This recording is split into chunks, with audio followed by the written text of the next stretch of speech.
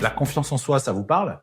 Alors aujourd'hui, autour d'un café avec Charles Malone, on va parler de la confiance. Pourquoi certaines personnes semblent-elles traverser la vie avec une armure invisible, alors que d'autres s'effondrent à la moindre critique? La différence ne tient pas à la chance, ni même au talent, elle tient à un réglage neurologique précis. Il y a des techniques. Si vous me suivez, c'est que vous avez l'habitude de calmer votre esprit avec mes méditations, mais aujourd'hui, on change de paradigme. On ne va pas seulement calmer l'esprit, on va l'armer. Je vais vous transmettre 3 protocoles psychologiques issus des neurosciences pour passer d'un état de survie à un état de conquête. Accrochez-vous, on change de fréquence. Le doute n'est pas un trait de caractère, c'est une erreur de calcul de votre cerveau. Dans une situation stressante, votre amygdale cérébrale surestime la menace et sous-estime radicalement vos ressources. Le problème, ce n'est pas votre manque de compétences, c'est que votre système de sécurité interne est resté bloqué en mode alerte maximale. Ça sonne dans tous les sens là, c'est la guerre. Pour débloquer ce verrou, il ne suffit pas de vouloir, il faut hacker le système. Voilà, un peu comme un système informatique, il faut pénétrer le système qui est verrouillé dans tous les sens. Alors il y a 3 clés. Première clé, ce que j'appelle le protocole du label. La première clé, donc c'est une technique utilisés par des négociateurs d'élite pour garder leur sang-froid dans des situations de crise. Vous voyez les situations de crise? Vous en connaissez certainement.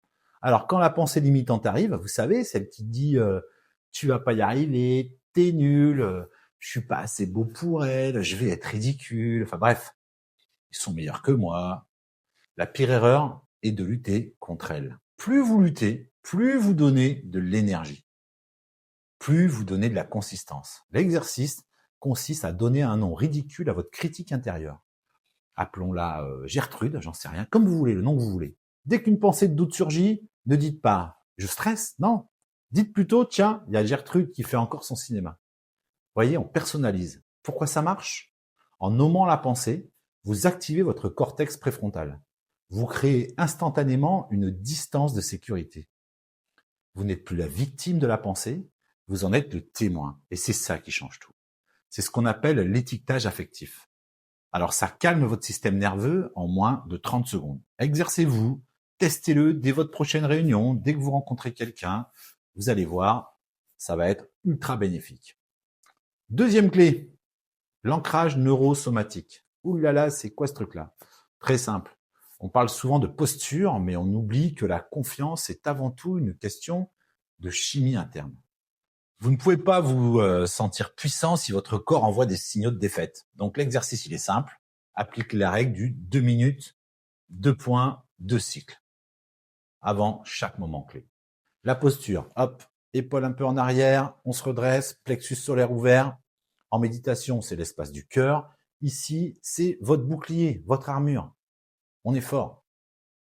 Le regard ensuite, 2 points, ne regardez jamais le sol. Fixez toujours un point d'horizon. Le regard bas active neurologiquement les circuits de la rumination. Donc on oublie, on regarde l'horizon, on regarde les gens dans les yeux. Si c'est pas dans les yeux, c'est sur l'oreille. Les gens croiront que vous les regardez dans les yeux et en fait vous regardez l'oreille. Vous voyez, c'est moins déstabilisant pour vous. C'est des petites techniques.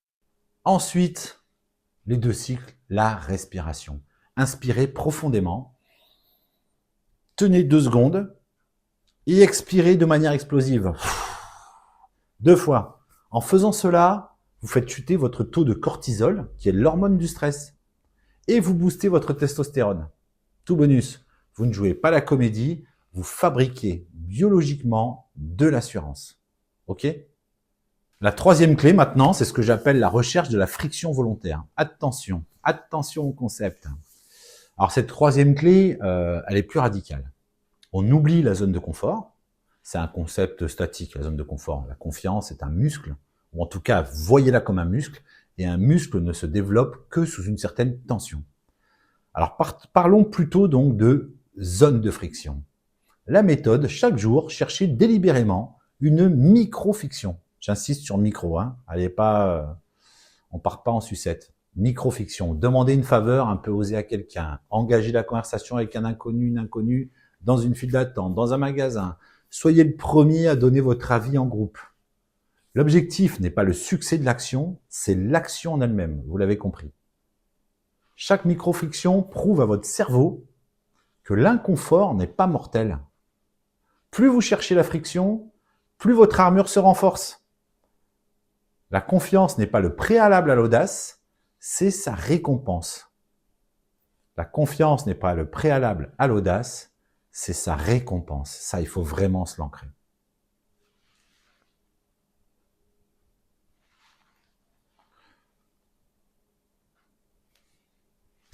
Voilà, la confiance est un choix que l'on réitère chaque matin. Vous avez maintenant le protocole complet, nommez le doute pour le désarmer, ancrez votre corps pour changer votre chimie et cherchez la friction pour muscler votre audace. Dites-moi en commentaire quelle est la petite friction que vous allez affronter aujourd'hui. Moi, je vais lire vos défis avec attention. Et pour ceux qui veulent ancrer ces réflexes au niveau subconscient, j'ai conçu une méditation puissante, spécifique, vous la trouverez là. Allez l'écouter pour sceller ce que nous avons vu aujourd'hui. Surtout, si cette vidéo vous plaît, vous fait avancer, pensez à vous abonner, à liker, à partager. Ça va aider la chaîne et ça vous aidera également à ne pas manquer les nouveaux cycles de coaching que je vous proposerai. Soyez audacieux, restez présents et on se retrouve très vite.